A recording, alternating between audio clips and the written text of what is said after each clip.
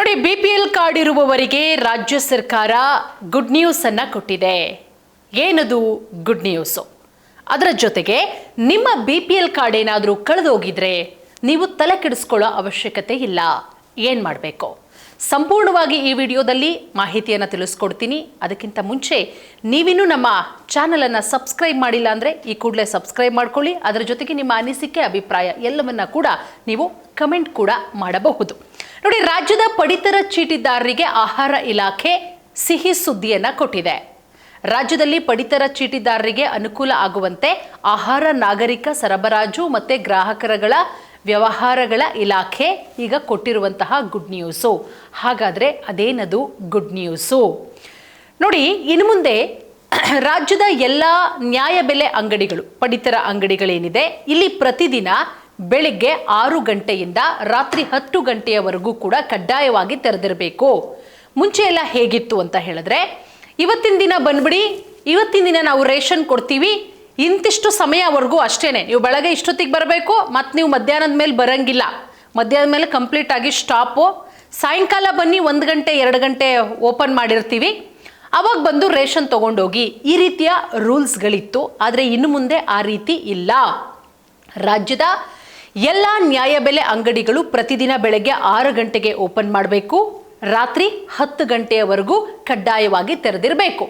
ಈ ಅವಧಿಯಲ್ಲಿ ಫಲಾನುಭವಿಗಳಿಗೆ ಪಡಿತರವನ್ನು ವಿತರಣೆ ಮಾಡಬೇಕು ಅಂತ ಹೇಳಿ ಇಲಾಖೆಯ ಆಯುಕ್ತರು ಕಟ್ಟುನಿಟ್ಟಿನ ಸೂಚನೆ. 6 ಗಂಟೆಗೆ ಓಪನ್ ಮಾಡ್ಕೊಳ್ಳಿ, 10 ಗಂಟೆಗೆ ಕ್ಲೋಸ್ ಮಾಡಿ.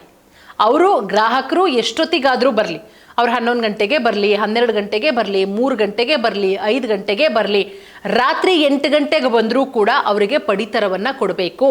ಆಹಾರ ಇಲಾಖೆಯಿಂದ ಬಂದಿರುವಂತಹ ಮಹತ್ವದ ನಿರ್ಧಾರ. ಜುಲೈ 2026ರ ಅನ್ನಭಾಗ್ಯ ಅಕ್ಕಿ ಹಾಗೆ ರಾಷ್ಟ್ರೀಯ ಆಹಾರ ಭದ್ರತಾ ಕಾಯ್ದೆ ಅಡಿ ವಿತರಣೆ ಮಾಡಿದಂತಹ ಅಕ್ಕಿಯನ್ನು ಫಲಾನುಭವಿಗಳಿಗೆ ಯಾವುದೇ ರೀತಿಯ ವಿಳಂಬ ಆಗದಂತೆ, ಲೇಟ್ ಆಗದಂತೆ ತಲುಪಿಸುವ ಉದ್ದೇಶದಿಂದ ಈ ರೀತಿಯ ಮಹತ್ವದ ನಿರ್ಧಾರವನ್ನು ತೆಗೆದುಕೊಳ್ಳಲಾಗಿದೆ. ನೋಡಿ, ರಾಜ್ಯದ ಕೆಲವೆಡೆ ಈ ನ್ಯಾಯಬೆಲೆ ಅಂಗಡಿ ಮಾಲೀಕರು ಸಗಟು ಮಳಿಗೆಗಳಿಂದ ಆಹಾರ ಧಾನ್ಯವನ್ನು ಸಂಪೂರ್ಣವಾಗಿ ಪಡ್ಕೊಂಡಿರ್ತಾರೆ. ಅವ್ರಿಗೆ ಬಂದಿರುತ್ತೆ, ಅವರ ನ್ಯಾಯಬೆಲೆ ಅಂಗಡಿಗೆ ಅದೇನು ಬರಬೇಕು ಪಡಿತರ ಅದೆಲ್ಲ ಲೋಡ್ಗಟ್ಲೆ ಲಾರಿಗಟ್ಲೆ ಬಂದುಬಿಟ್ಟಿರುತ್ತೆ. ಆದರೆ ಇದನ್ನು ವಿತರಣೆ ಮಾಡುವಂತಹ ಸಂದರ್ಭದಲ್ಲಿ ಏನು ಮಾಡಿಬಿಡ್ತಾರೆ ಅಂತ ಹೇಳಿದ್ರೆ ವಿಳಂಬ ಮಾಡ್ತಾರೆ. ನಾಳೆ ಬನ್ನಿ, ನಾಡಿದ್ದು ಬನ್ನಿ, ನಾನು ಕೊಟ್ಟೆ ಬೆಳಗ್ಗೆ, ನೀವು ಬರಲಿಲ್ಲ. ಹಾಗಾಗಿ ಈ ರೀತಿಯ ಒಂದು ಸ್ಟ್ರಿಕ್ಟ್ ಆದಂತಹ ರೂಲ್ಸು ಇವಾಗ ಜಾರಿ ಆಗ್ತಾ ಇರೋದು. ಯಾವ ಪ್ರಮಾಣದ ಆಹಾರ ಧಾನ್ಯ ಲಭ್ಯ ಆಗುತ್ತೋ ಅದನ್ನು ತಕ್ಷಣ ಫಲಾನುಭವಿಗಳಿಗೆ ವಿತರಣೆ ಮಾಡಬೇಕು. ನೋಡಿ, ಫಾರ್ ಎಕ್ಸಾಂಪಲ್ ಅಕ್ಕಿ ಬರುತ್ತೆ, ರಾಗಿ ಬರಲಿ, ರಾಗಿ ಬಂದಿಲ್ಲ, ಅಕ್ಕಿ ಒಂದೇ ಬಂದಿದೆ, ರಾಗಿ ಬಂದ ಮೇಲೆ ನಾನು ಒಟ್ಟಿಗೆ ವಿತರಣೆ ಮಾಡ್ತೀನಿ ಅಂತ ಹಿಂದೆ ಹೇಳ್ತಾ ಇದ್ರು.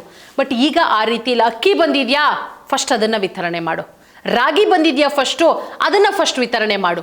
ಎಲ್ಲ ದಾಸ್ತಾನು ಬರೋವರೆಗೂ ಕೂಡ ಯಾವುದೇ ಕಾರಣಕ್ಕೂ ಕಾಯಂಗಿಲ್ಲ. ಇದು ಇಲಾಖೆ ಕಟ್ಟುನಿಟ್ಟಿನ ಸೂಚನೆಯನ್ನು ಕೊಟ್ಟಿರೋದು.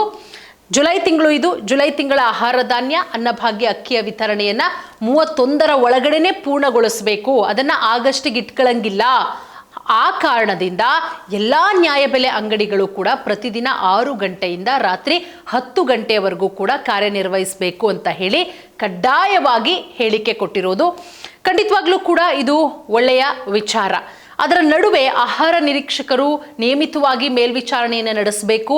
ಅರ್ಹ ಪಡಿತರ ಚೀಟಿದಾರರಿಗೆ, BPL ಕಾರ್ಡ್ ಇರುವಂಥವರಿಗೇನೆ ಸಂಪೂರ್ಣವಾಗಿ ಆಹಾರ ಧಾನ್ಯ ವಿತರಣೆ ಆಗ್ತಾ ಇದೆಯಾ ಅನ್ನೋದನ್ನು ಕೂಡ ಖಚಿತಪಡಿಸ್ಕೊಳ್ಬೇಕು. ಇಲಾಖೆಯಿಂದ ಕಟ್ಟುನಿಟ್ಟಿನ ಕ್ರಮದ ಎಚ್ಚರಿಕೆಯನ್ನು ಕೂಡ ಕೊಡಲಾಗಿದೆ.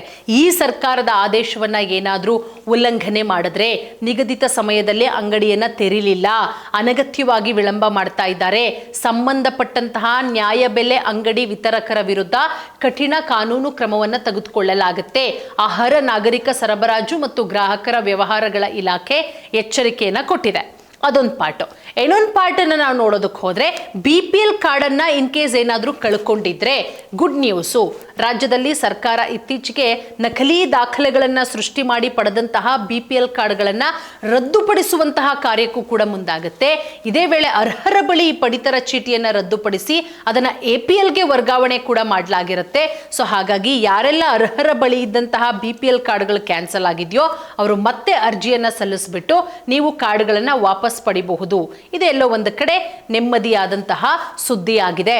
ಸೊ ಹಾಗಾಗಿ ಯಾರು ಕ್ಯಾನ್ಸಲ್ ಆಗಿದೆಯೋ ಅವರಿಗೆ ಖಂಡಿತವಾಗ್ಲೂ ಕೂಡ ತಲೆ ಕೆಡಿಸ್ಕೊಳ್ಳೋ ಅವಶ್ಯಕತೆ ಇಲ್ಲ. ನೀವು ಅರ್ಹರಿದ್ದೀರಾ, ಸರ್ಕಾರದ ಮಾನದಂಡಗಳ ಅಡಿಯಲ್ಲಿ ನೀವು ಬರ್ತೀರಾ ಅಂದರೆ ಖಂಡಿತ ನಿಮಗೆ ಮತ್ತೆ ವಾಪಸ್ಸು BPL ಕಾರ್ಡ್ಗಳು ಸಿಗತ್ತೆ.